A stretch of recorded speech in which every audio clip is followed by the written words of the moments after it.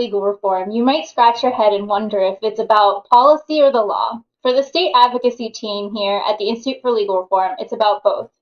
Advocating for a fair legal environment isn't something that's only done in a courtroom. It also happens each year when state legislatures across the country convene to debate and vote on hundreds of bills. Hello, and welcome to another episode of Cause for Action. I'm Rachelle Mortimer, Associate Director for Legislative Affairs here at the U.S. Chamber of Commerce's Institute for Legal Reform. I cover the East Coast and some Midwest states for our team, and I'm here with my colleague. Hi, I'm David Meyerson, an Associate Director of Legislative Affairs here at the ILR. I cover predominantly the Western U.S., along with a number of states in the Midwest and South, in addition to working with our International Affairs program.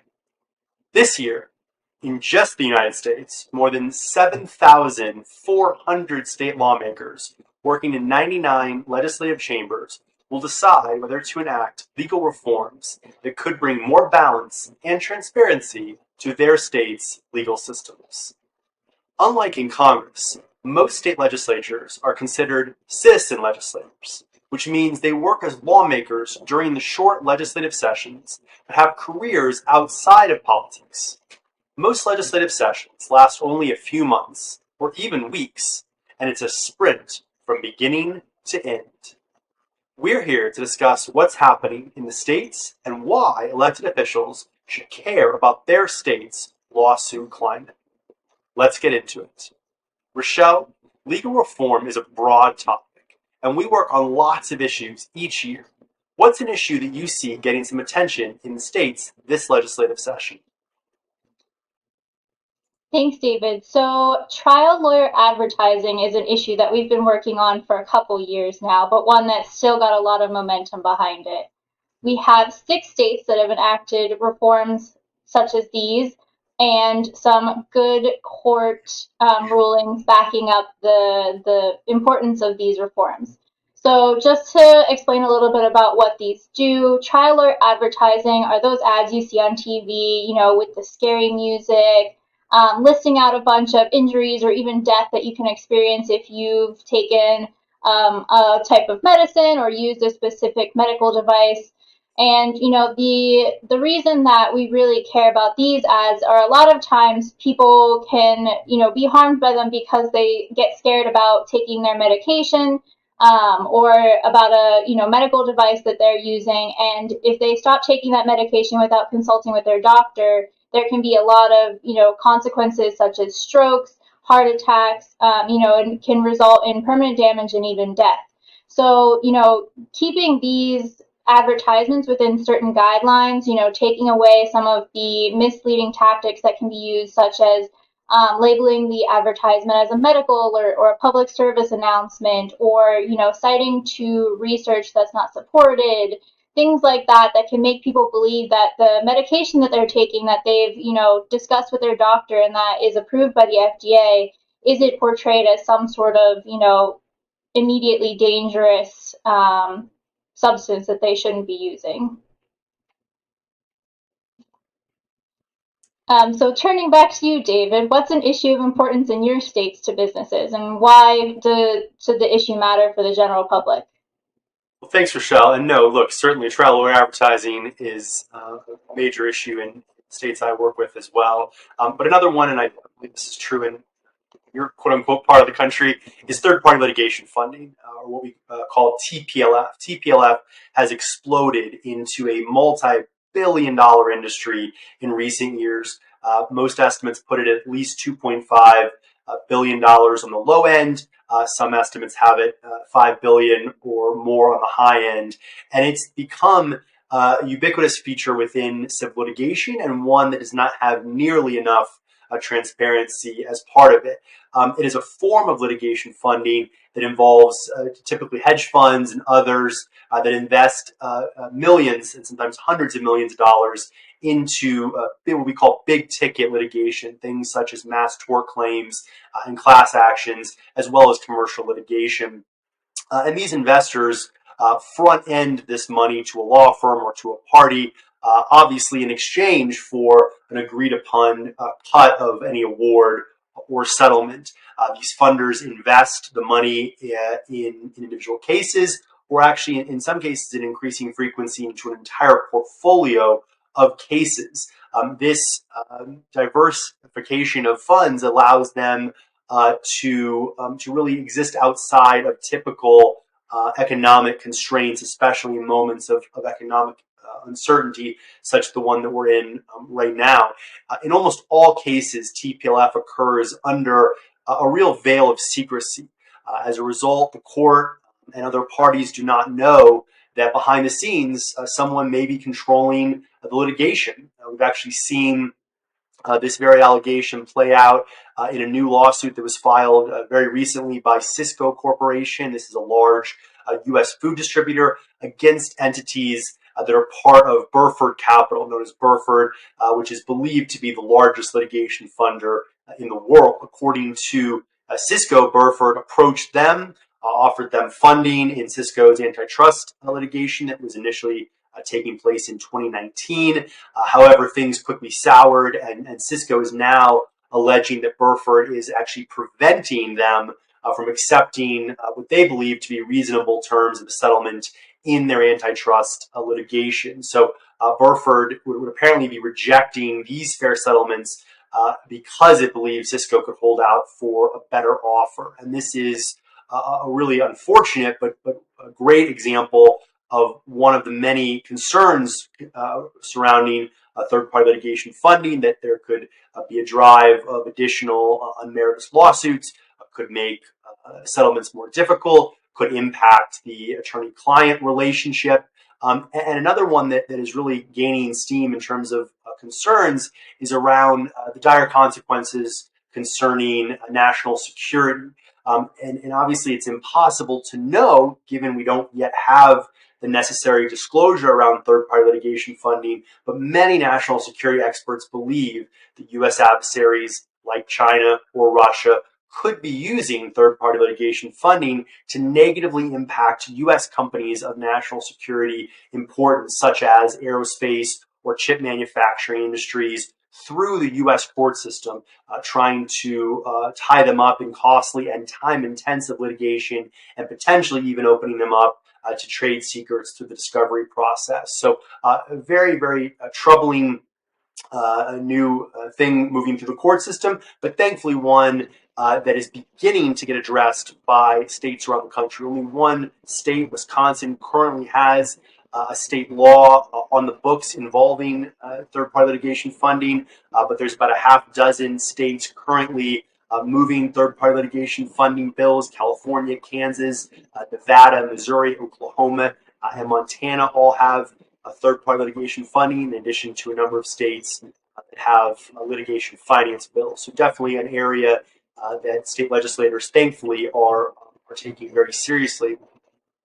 Another issue, Rachelle, I'd love to discuss and get your take on what's happening in some of your states is around public nuisance. This is another major issue, that the ILR is quite concerned, and the business community is quite concerned about. And it's really taking a previously well-established law concerning public nuisance and contorting it far beyond its traditional boundaries to become an all-encompassing tort. We've seen plaintiffs' lawyers attempt to alter this ancient cause of action into an all-purpose, potentially limitless civil tort, attempting to address a wide range of societal issues that should be left to state legislatures. Traditionally, public nuisance has been a vehicle for government actors to seek abatement of criminal interference on public lands, roads, or waterways. One example of this historical use of public nuisance being drastically altered can be seen in St. Louis, where the city council has advised its city attorney to explore the use of public nuisance to go after car manufacturers for making their vehicles too easy to steal. Rachelle, how are you seeing this issue play out in your states?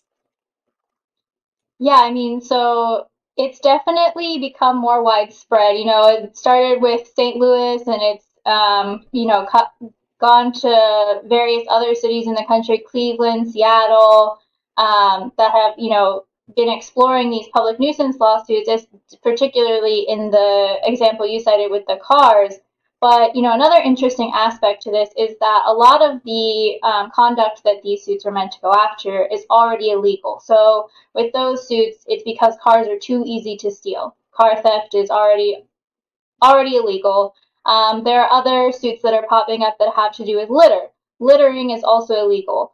But these suits are in some ways an attempt to hold companies accountable for conduct that really should be prevented, because, like I said, those types of actions are already illegal. But because cities and counties are being hit with expenses related to these illegal actions, such as the expense of paying for someone to clean up the streets, or paying for the extra hours that the police officers have to put in as they track down these criminals.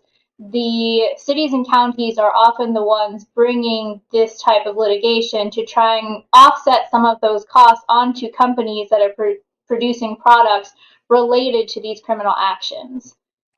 So that's something that we're really working on to ensure that, state attorneys general are the ones that are determining whether a suit is, appropriate for the state, and if it's a matter of statewide concern, that they have control over it.